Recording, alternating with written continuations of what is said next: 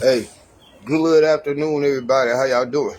Y'all know who this is. This your boy, Rob Thomas Jr., and this is the real news behind the news.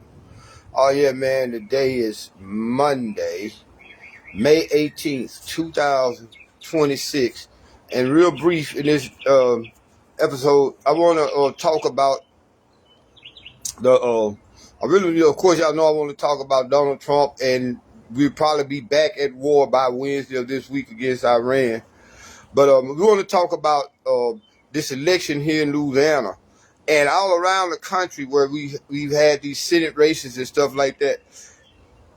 Now, my main thing to any voter out there, especially in these Senate races, and congressional races that's coming up, is look who is funding those candidates.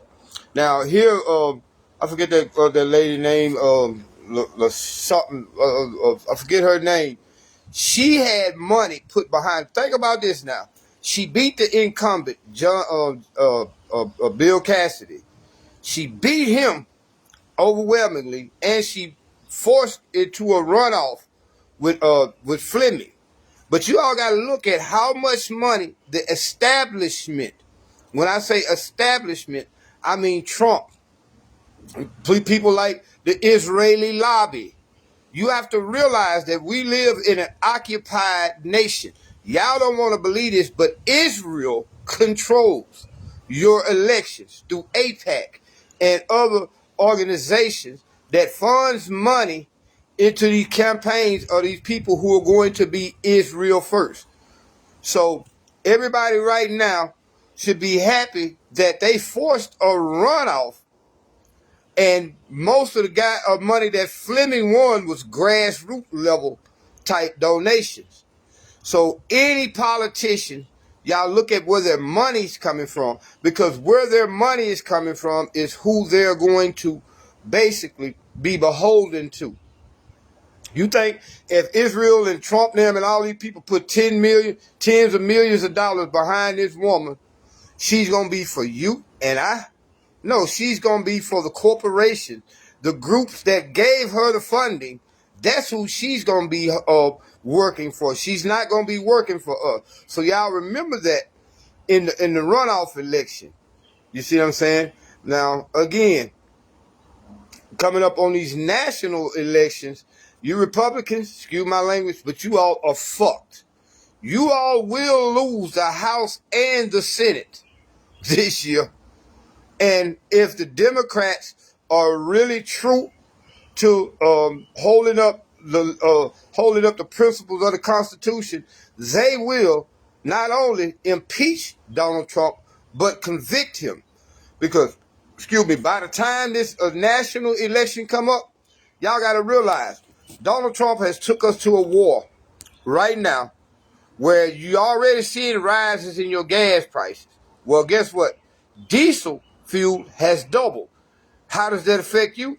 You need diesel to get the household and daily goods that you need to run your house. These trucks stop running. You're not going to get food in your grocery stores. You're not going to be able to get the material you need to make repairs on your home, or things that you need to go and buy, or the clothing that you put on your back, the shoes that you put on your feet. Now, these prices are going to skyrocket, but most importantly, pay attention to your grocery prices.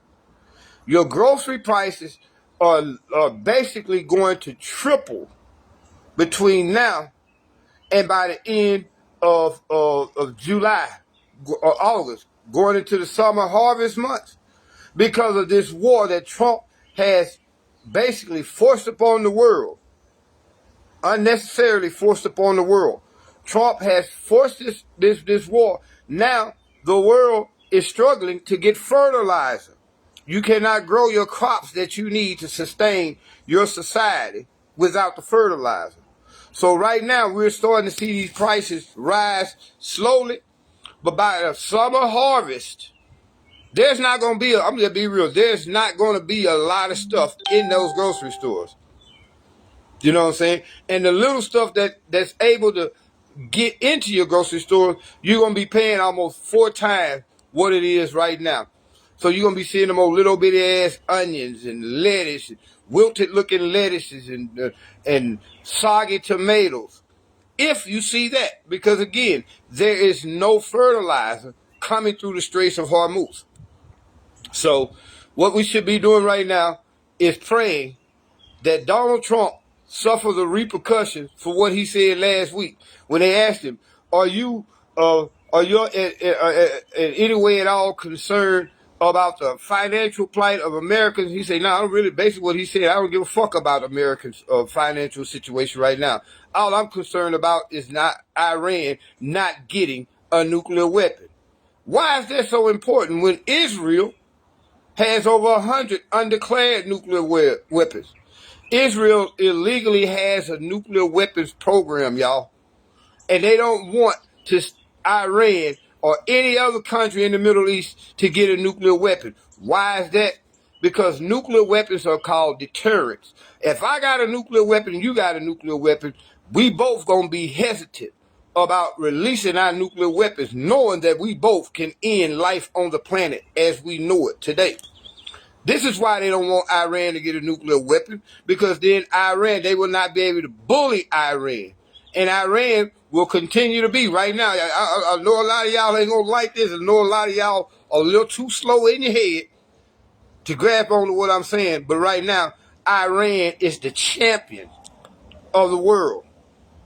Iran is doing something that no other country has ever done, and that's stand up toe-to-toe, face-to-face against the United States government and defeat them.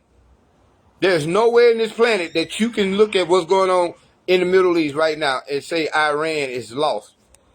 Donald Trump is begging anybody he can right now to help him stop this war, because he alone cannot stop it, because he's beholden to Israel right now, who is still continuing a genocide in Palestine and has opened up another front for the genocide in southern Lebanon.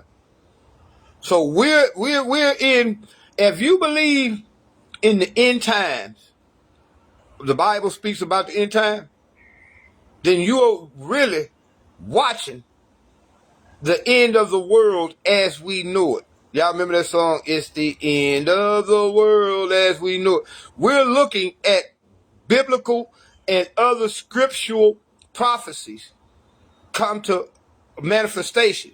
The only thing that makes this generation so different is we have the technology and the ability to fulfill every prophecy that the Dead Sea Scrolls, your Bible, or your Maharabha, the Indian Bible, all these Bibles spoke of a time where there will be a beast, a system that controls the whole world. We are living in that generation through AI, through the nuclear technology and weapons that we have. So what we're witnessing, y'all, is, I don't want to be over dramatic, but I'm going to just keep it real. We are witnessing those days that Matthew chapter 24 spoke about. One of the greatest chapters in the entire Bible, my favorite chapter, outside of Psalms 23. But the greatest chapter in the Bible, go back and read when they asked Jesus, they had just came out the temple, and they were like, Lord, you see all these beautiful temples, all the stones? Jesus said, don't look at that, because before it's over with, not one stone will be left on top of another.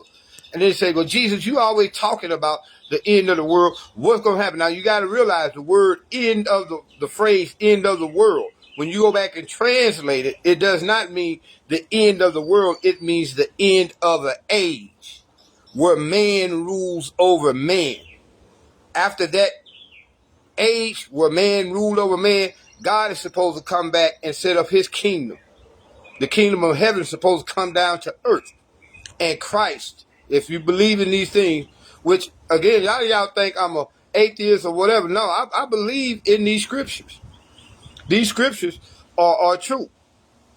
But we are that generation that has the technology, the only generation before in human history to fulfill all those technologies. When again they say, tell us, Lord, you always talking about the end of the world, and the first thing Jesus say, there shall be wars and wars and rumors of war, but do not fret, because the end is not near. Then he went on to tell us in the 24th chapter of Matthew all the things that was going to happen, especially like nowadays where kids, parents going to be afraid of their children. All these things that the 24th chapter of Matthew is spoken of. We are the generation that has the technology and the knowledge to fulfill these prophecies, y'all. All right, now, those who call themselves Jews but are not over there in Israel, they are literally trying to induce Armageddon because they believe that they're going to be somehow miraculously spared all the bullshit that's finna happen. When in reality, they're the ones who are creating. They're the ones who are putting us in this position because they're the ones who controls Donald Trump. Again, going back to your nation, our government being occupied. We are an occupied country, you all. You might not see no truth. You don't have to see no truth when Israel controls your government because of these Epstein files. Notice you ain't hearing nothing about the Epstein files no more. You know why? Because everybody that's implicated, all your politicians and your businessmen, your CEOs, your IIT leaders, they are implicated in those files. They have no choice but to do what Israel tells them to do. And right now, Israel has us going into World War III. Those who call themselves Jews, but are not, but are of the synagogue of Satan.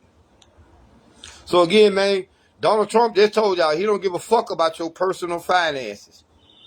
He say, I'm just concerned that Iran will get a nuclear weapon. So what? If they did get a nuclear weapon, the only thing that means is you all can't go over there and fuck with them now. That's why you know what I'm saying? He wants to keep them basically subservient. But it's over with now because Iran, Russia, and China are leading the New World Order. Not the New World Order that means a global, well, the New World Order, when you break it down, it really means a global governance system. Now the Western world is going to have to go to a digital currency because nobody wants our dollar anymore. This is why they're going to eventually initiate a cashless society that's not based upon the dollar, but it's based upon your social credit score. Y'all need to go research that, your social credit score. Like they're doing in China. Anything that you say can and will be used against you, yeah. But your social credit score, once they go to a digital society, because you got to realize when Revelation 13:16 say, he calls us all, small, great, rich or poor, free or enslaved, to take a mark. Unless you had this mark, you would not be able to buy or sell anything. That lets you know that the mark of the beast is not some 666 written in your hand or your fucking forehead. No, it is your money system. By your money system going to a digital system, they will be able to control your every move. They will be able to listen to everything that you say. And if you say the wrong thing, going against this government, this dictatorship, this tyrannical government of that Antichrist, the spirit of the Antichrist, you will not be able to buy or sell anything. That's what Revelation 13:16, the mark of the beast is. It ain't a sign in your hand, nigga. It is your dollars. The way you spend your money, the way you adapt and go through society on a day-to-day basis. If you do not bow to that mark, to that beast, you will not be able to buy or sell anything. I know a lot of y'all be like, dang, this nigga coming from the Bible. Of course. I used to be an ordained minister at one point. I studied this through seminary. Yeah. And I'm not a Christian, I'm not a Muslim, I'm not a Jew, but I'm damn sure not an atheist.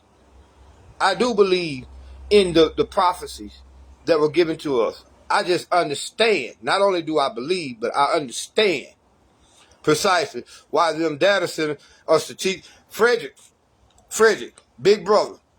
A lot of people, think about this. In every place right now that these data centers are coming up, the people have voted against them. Y'all heard about the situation out there in, I think it's Utah right now, where the people, the electric company that was supplying power to the people are saying that they no longer can supply power to the people because the data centers need this power. They suck up your water. They suck up all your natural resources. These data centers are literally the mark of the beast, part of the deception of the beast, because, of course, yeah, they help us to download and upload stuff on, but they keep constant surveillance on you. These data centers are nothing more than the eye of the beast. These data centers literally over starting the next 7 years will use half of all the electricity that we consume in America.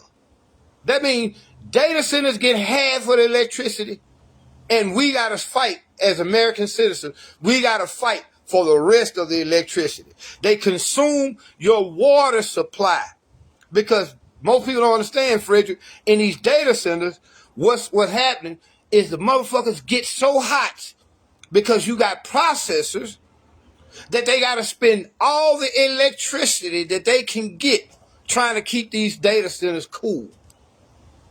While you're going to have to go without water and electricity, these data centers are steadily going to be gathering up all those natural resources. So yeah, and then a lot of people like to talk about, well, it's going to bring jobs. In the beginning, most of the jobs that data centers create, y'all, is manufacturing, the production part. But when these data centers are finished, a big ass data center, man, there's so many hundreds of thousands square feet, only need 50 people. What happens once the data center is finished, and the people who help work on these data centers now can't afford the fucking electricity that the data centers are causing are consuming. So we'll talk about that later. But yeah, if you thinking these data centers is your savior, you need to take your head out the toilet. Next time you take a dump, flush it down the toilet with the dump you just took. For real. Hey, y'all, I gotta go. Y'all be blessed, man. Share this video. Support the real news behind the news. To y'all, y'all leave that there, man. Yeah, leave that there. All right, y'all be blessed.